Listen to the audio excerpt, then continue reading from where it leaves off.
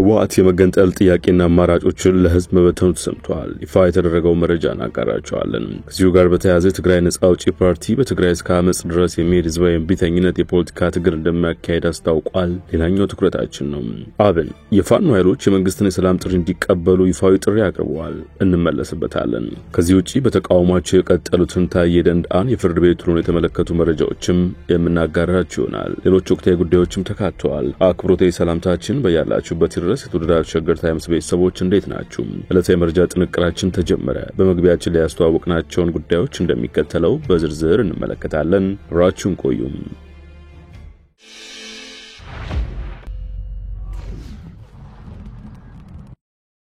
ወደ ቀዳሚ ጉዳያችን አምራችሁ የጤና ባለሙያዎች ሙሉ በሙሉ የሥራ ማቆም አድማ ለሶስተኛ ቀን ቀጥሏል። የኢትዮጵያ ሚድዋይፎች ማህበር የሚድዋይፎች ተጋላጭነት አበል ለተጨማሪ ሰዓት ክፍያና የሥራ ወሰን እንዲወሰን ጥያቄ ማቅረቡን የሀገሪቱ የጤና ዘርፍ ማሻሻያ የጤና ባለሙያዎችን መብት ባረጋገጠ መልኩ እንዲቀረጽና ይህንኑ የሚከታተል የጋራ ኮሚቴ እንዲቋቋም ከጤና ሚኒስትር ዶክተር መቅደስ ዳባ ጋር በተደረገ ውይይት መጠየቁን ገልጿል። ማህበሩ መንግስት ለጤና ባለሙያዎች ጥያቄዎች አፋጣኝ ምላሽ እንዲሰጥና ከመብት ጥያቄው ጋር በተያያዘ በእስር ላይ የሚገኙ ባለሙያዎችም እንዲፈቱ ጠይቋል። ይህ በእንዲህ እንዳለ ማስተማሪያ ሆስፒታሎችን የሚያስተዳድሩ አንዳንድ ዩኒቨርሲቲዎች የጤና ባለሙያዎችን ለመቅጠር ማስታወቂያ ማውጣት ጀምረዋል። ለአብነትም የጎንደር ዩኒቨርሲቲ የጤና ሳይንስ ኮሌጅ 50 ጠቅላላ ሐኪሞችና 25 ሚድዋይፈሮችን ለመቅጠር እንደሚፈልግ በቅጥር ማስታወቂያው ላይ ገልጿል።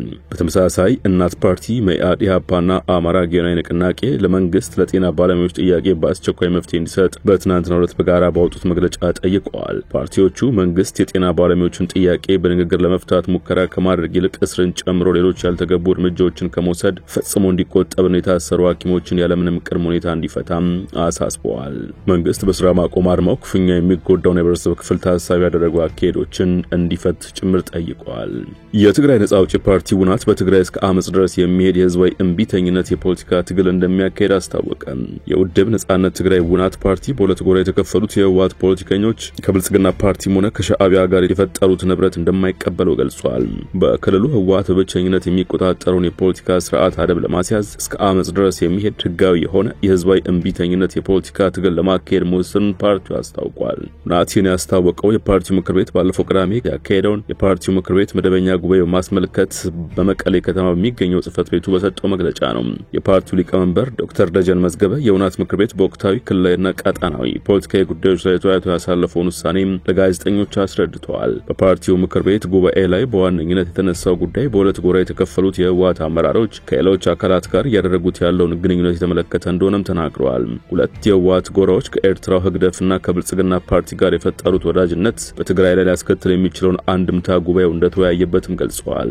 ህወሓት በውስጡ ባጋጠመው መከፋፈል ምክንያት ገሚሱ ከብልጽግና ጋር ገሚሱ ደግሞ ከሻዕቢያ ጋር ህብረት እናደርጋለን እያሉ ወዳልተፈለገ ሌላ ዙር ጦርነት ልንገባ የምንችልበት ሁኔታ በስፋት እየታየ ነው ያለው ሲሉ የፓርቲው ሊቀመንበር ተናግረዋል። በእነዚህ ያሎች የሚፈጠር ጦርነት የትግራይ ህዝብ ጦርነት ሊሆን አይችልም ሲሉ በጉዳዩ ላይ ፓርቲያቸው ያለውን አቋም አስታውቀዋል። ኢትዮጵያና ኤርትራ የሚያደርጉት ማንኛውም ግንኙነት የትግራይን ህዝብ የሚመለከት አይደለም። ይህ ማለት ወላፈኑ አያገኘንም ማለት አይደለም። ነገር ግን የትግራይ ህዝብ እሰዋለታለሁ ብሎ የሚታገልለት ዓላማ አይደለም ማለት ነው። ኤርትራ ኢትዮጵያ ላይ ያለው ጥያቄ የሚሆን ኢትዮጵያ ኤርትራ ላይ ያለው ጥያቄ እኛን እንድንሰዋ የሚያደርግ አይደለም ብለዋል። ኢትዮጵያ ውስጥ ምንም አይነት ውክልና የለንም ያሉት የውናት ሊቀመንበር ለዚህም በአሁኑ ወቅት በተወካዮችም ሆነ በፌዴሬሽን ምክር ቤቶች የትግራይ ተወካዮች አለመኖራቸውን በማሳያነት አንስተዋል። የትግራይ ክልል በሀገር መከላከያ ሰራዊትም ሆነ በብዙ የፌዴራል መንግስታዊ ተቋማት ውክልና የለውም ሲሉ አክለዋል። በዚህ ምክንያት የኢትዮጵያ መንግስት ትግራይን አስገድዶ ወደ ራሱ አጀንዳ ጎትቶ ወስዶ ውጊያ ውስጥ ሊያሰማራ አይችልም ሲሉ ጠንከር ያለ አቋማቸውን አስደምጠዋል።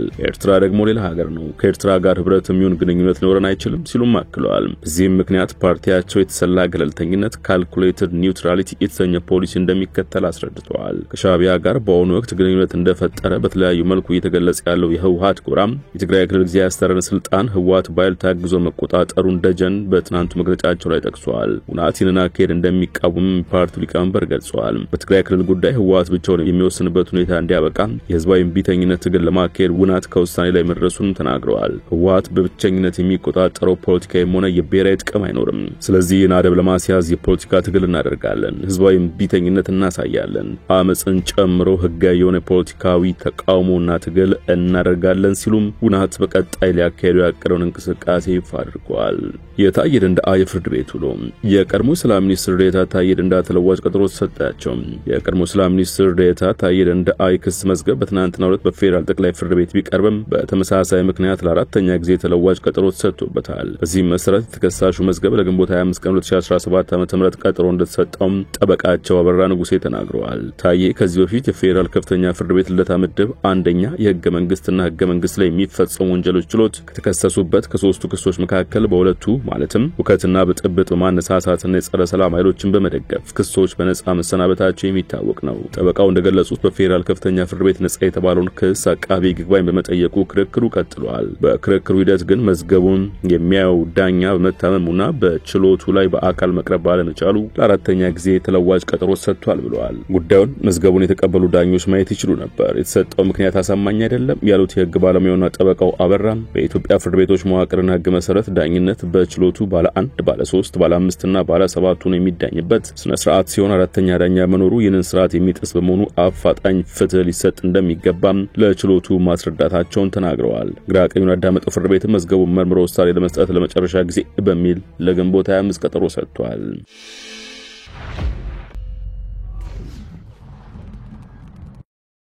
ወደዳኛ ጉዳያችን አመራን። ህወሓት የመገንጠል ጥያቄ ለህዝብ መበተኑ ሰምቷል። በደብረጽዮን የሚመራው ህወሓት ክፋይን በብሔራዊ ምርጫ ቦርድ ከፓርቲነት መሰረዙን ተከትሎ መጠይቅ ወይም ኩዌስቸነሪ አዘጋጅቶ ለህዝቡ በመበተን ላይ ነው ተብሏል። የዚህ ህዝባዊ መጠይቅ ፍሬ ነገር ትግራይ ከኢትዮጵያ ትገንጠል ወይስ አትገንጠል ብሎ ምርጫ የሚሰጥ ነው። ይህን ለመጠየቅ የህዝቡ ውክልና የሌለው መሆኑ የሚታወቅ ቢሆንም ፍንካቹ ግን እያደረገ ነው ተብሏል። መጠይቁ ኢትዮጵያ ጋር ለመቀጠል ያስችሉ ይሆናል ያላቸውን አማራጮችም አቅርቧል ነው የተባለው። በአንጻሩ ልክ እንደ ኤርትራ ሁሉ ከኢትዮጵያ ብንገነጠልና ትግራይ ራሷን የቻለች ሀገር ብትሆን የሚገኙ ጥቅሞችን በተመለከተ በርከት ያሉ ምርጫዎችን ዘርዝሯል ተብሏል። ትግራይ ሀገር መሆን አለባት በሚል ያቀረበው ጥያቄ ከዚህ ቀደም የተካሄደውን ጦርነት፣ ልቦናዊ ፍላጎት፣ ሀገር መሆንልም እንዲሁም ታሪካዊና ባህላዊ ምክንያቶችን የዘረዘረ መሆኑም ተነግሯል። ከኢትዮጵያ ጋር መቀጠል ያዋጣናል ለሚለው አማራጭ ደግሞ ሰፊ እድል ስላለ በርካታ የገበያና ፖለቲካ አማራጮች መኖራቸው ጸጥታና ደህንነት እንዲሁም ታሪክና ባህላዊ ትስስርን በምሳሌነት ጠቅሷል። ጣዕመ የተባለው ጌታቸው ረዳ አስተዳደር ካቢኔ አባል ህወሓት በምርጫ ቦርድ ከሰረዘ በኋላ በትግራይ የመገንጠል ጥያቄን እያቀረበ ይገኛል ሲሉም ከሰሞኑ በሰጡት ቃለ ምልልስ ይፋ አድርገው ነበር። አብን የፋኖ ኃይሎች የመንግስትን የሰላም ጥሪ እንዲቀበሉ ይፋዊ ጥሪ ያቀረበ። በበለጠ ሞላ የሚመራው ግንባሩ በአማራ ክልል ውስጥ ባለው የጸጥታ ችግር የተነሳ የአማራ ህዝብ ከመቼውም ጊዜ በላይ የከፋ የመከራ ቀንበር ተጭኖበት ሞትንና ጎስቁልላን እንዲላመድ የህይወትና የንብረት ዋስትና እንዲያጣ አርሶ ነግዶና በአጠቃላይ በነጻነት ተንቀሳቅሶ ሰርቶ እንዳይኖር መዳረጉ ሊሰመርበት ይገባል ባይ ነው። አክለውም የአማራ ህጻናትና ታዳጊ ልጆች የመማር መብታቸው ተገፎ ከትምህርት ገበታ ውጪ ሆነዋል ያለ ሲሆን የጤናና ሌሎች ማህበራዊ አገልግሎቶችን የልማት እንቅስቃሴዎች በከፍተኛ ደረጃ ተገድበዋል በማለትም ተንትነዋል። በተለይ መሰረተ ልማቶቹ በየዕለቱ እየፈረሱና እየወደሙ መሆኑን በመጠቆም በዚህም የአማራ ህዝብ አስቀድሞ ጥያቄው ያነሳባቸው የነበሩ በህይወት የመኖር የአካልና የንብረት ከለላ ማግኘት እንዲሁም ፍትሃዊ የመልማት ጥያቄዎቹ ምላሽ እንዳያገኙ የትግል ሂደቱ እንዲወሳሰብና የተጨማሪና ተካታይ ጉዳት ሰለባ እንዲሆን ተደርጓል ይላል። አብን በክልል ውስጥ ያሉ ባለሀብቶችና የመንግስት ሰራተኞች ከስጋት ነፃ ሆነው ስራቸውን እንዲያከናውኑ በየዕለቱ ለእገታና ለእንግልት ተዳርገዋል። ከሁሉም በላይ የአማራ ህዝብ ነባር ሴቶች በመጣስ የሀገር ሽማግሌዎችና የሃይማኖት አባቶች ላይ ያልተገራና ነውረኛው ወከባ እየተፈጸመ ይገኛል ሲል ነው የገለጸው። ከዚህ አንጻር ፓርቲው ለሶስት አካላት ጥሪ አቅርቧል። በመጀመሪያው ለመንግስት ሲሆን የፌዴራሉ መንግስት በአማራ ክልልና በህዝቡ ላይ የተጋረጠውን አደጋ በውል በመረዳትና በሆደ ሰፊነት ጭምር ችግሩም በሰላማዊ መንገድ እንዲቋጭ ጠይቋል። ከዚህ አልፎም ረጅም ርቀት መጓዝ እንዲሰራ ሁሉንም አማራጮች እንዲጠቀምና የእንደራሴዎች ሰላም አዋጅ እስከማወጅ የደረሰ እርምጃ እንዲወስድ እንጠይቃለን ብለዋል። በተጨማሪም የህዝባችን ጥያቄዎች ላይ ከፍተኛ ትኩረት ሰጥቶ እንዲሰራና የተጀመሩ ጥረቶችን በማስቀጠል ዘላቂ ሰላምና ፖለቲካዊ መረጋጋት የማስፈን ኃላፊነቱን በአግባቡ እንዲወጣ ነው ጥሪ ያቀረበው። ለአማራ ክልል መንግስት ባቀረበው ጥሪ ደግሞ ከቅርብ ጊዜ ወደ የሚታዩ የሰላም ስራዎች ላይ ማህበረሰቡን እስከታች ድረስ የማወያየት ጅምር የሚደነቅ ናቸው ብለዋል። አብን የክልሉ መንግስት ትናንት መንግስታዊ ኃላፊነቱን ባለመወጣት ህዝቡን አሁን እንዳለበት አዝቅጥ እንደከተተው ማመን አለበት ሲልም ወግቷል። ያም ሆኖ የትናንቱን ስህተት ላለመድገምና ለመካስ በመታደስና ችግሮቹን ከውስጥ ወደ ውጭ በመመልከት የተጀማመሩ ስትራቴጂካዊ መፍትሄ እርምጃዎች ላይ እንዲያተኩር ሲል ጥሪ አስተላልፏል። ንቅናቄው ለመላው የአማራ ህዝብ ሲል ባቀረበው ጥሪ ደግሞ ከአማራ ህዝብ የመንግዜም ጠላቶች ያላቸው አካላት የአማራ ክልል ወቅታዊ የጸጥታ ችግር እንደ መልካም አጋጣሚ ተጠቅመው በህዝባችን ላይ የማይሻር ሁለንተናዊ ጠባሳ ለመፍጠር ከሚሰሩ የፍላጎትና የተግባር ጥምረት ያላቸው አካላት የአማራ ህዝብ የሉና አደጋዎች ስለሆኑ በጽናት ታገላቸው ሲል ጥሪ አቅርበዋል። አብን በነዘመነ ካሴ የሚመራውን የፋኖ ኃይል ከህወሓትና ሻዕቢያ ጋር አብሮ እንደሚሰራ ከዚህ ቀደም መፈረጁ ልብ ይሏል። በትጥቅ ትግል እንቅስቃሴ ውስጥ ለምትገኙ እህቶችና ወንድሞች ሲል ባቀረበው ጥሪ ደግሞ ህዝቡ መሸከም ከማይችለው በላይ የሰብአዊና የማህበራዊ ኢኮኖሚ ቀውስ ውስጥ እየማሰነ ይገኛል ሲል አስታውሷል። ስለሆነም በዚህ ወቅት ሰላም አማራጭን ተቀብሎ ክልሉን ከከፋ ቀውስ አዙሪት ማላቀቅ ለአማራ ህዝብ እጅግ የከበረ ዋጋ የማይተመን ለስጦታ እንደማበርከት የሚቆጠር ነው ብሏል።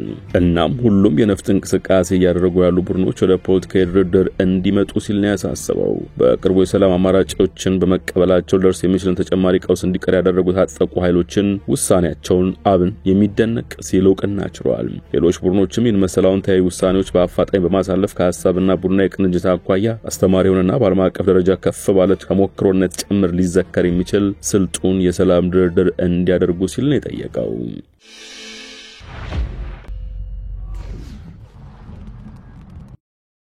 ሌላኛው ጉዳያችን አመራን የውጭ ዜጎች በኢትዮጵያ የማይንቀሳቀስ ንብረት ባለቤት እንዲሆኑ የሚፈቅደው ረቂቅ አዋጅ ቅሬታ አቀርቦበታል። የተወካዮች ምክር ቤት የውጭ ዜጎች በኢትዮጵያ የማይንቀሳቀስ ንብረት ባለቤት ወይም ባለይዞታ የሚሆንበትን አግባብ ለመደንገግ የወጣውን ረቂቅ አዋጅ ለሚመለከታቸው ቋሚ ኮሚቴዎች መርቷል። የምክር ቤቱ አባላት ረቂቅ አዋጁ ዜጎችን የቤት ባለቤትነት የሚጋፋ የቤት ዋጋ እንዲያሻቅብ ብሔራዊ የጸጥታ ስጋት ሊያስከትል እንደሚችልና ዘመኑን ያልዋጀ መሆኑን በመጥቀስ ቅሬታቸውን አሰምተዋል። የመንግስቱ ዋና ተጠሪ ሚኒስትር ተስፋዬ በልጅጌም ረቂቅ አዋጁን አስፈላጊነት ሲያብራሩ አሁን ላይ ከፍተኛ የመኖሪያ ቤቶች ፍላጎት መኖሩን ጠቅሷል። ይህንን የመኖሪያ ቤቶች ፍላጎትና አቅርቦት ክፍተት ለመሙላትና ተጨማሪ ፖሊሲ ግቦችን ለማሳካት መንግስት የተለያዩ አማራጮችን ሲያጤን መቆየቱን የገለጹት ሚኒስትሩም ከነዚህ አማራጮች አንዱ የውጭ ዜጎች በኢትዮጵያ የማይንቀሳቀስ ንብረት ወይም የመኖሪያ ቤት ባለቤት መሆን የሚችሉበት የፖሊሲ አሰራር መሆኑን አብራርተዋል። ረቂቅ አዋጁ በዋናነት ለከተማ መሰረተ ልማትና ትራንስፖርት ጉዳዮች ቋሚ ኮሚቴ፣ በተባባሪነት ደግሞ ለህግና ፍትህ ጉዳዮች ቋሚ ኮሚቴ በ3 ተቃውሞ ባብላጫ ድምጽ ተመርቷል። በተለይም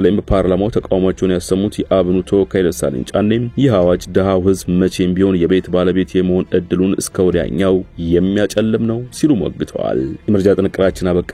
በያላችሁበት ሰናይ ጊዜ።